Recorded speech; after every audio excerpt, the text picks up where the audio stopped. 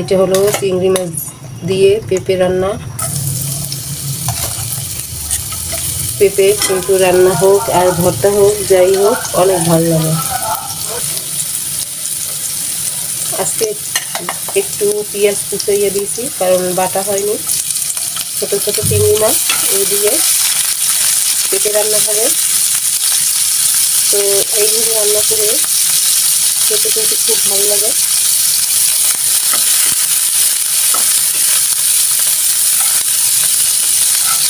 একটু সামান্য পানি দিয়ে দেবো।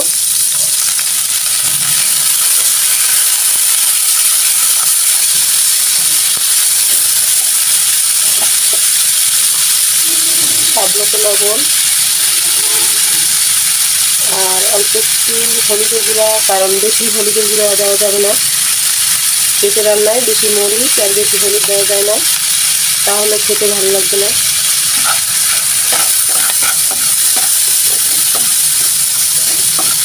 এর ভিতর আমি একটু জিরে বাটা দেব আর একটু আদা রসুন দিয়ে ভালোভাবে মশলাটা কষাই নেওয়া হবে। পেঁপেটা একটু ভালোভাবে দিয়ে নেব।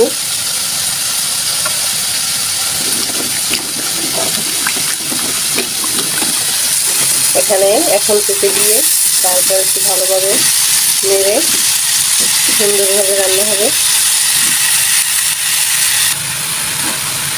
এখন একটু ভালোভাবে এই যে নেড়ে তারপর এটা একদম ঢেকে দেওয়া হবে,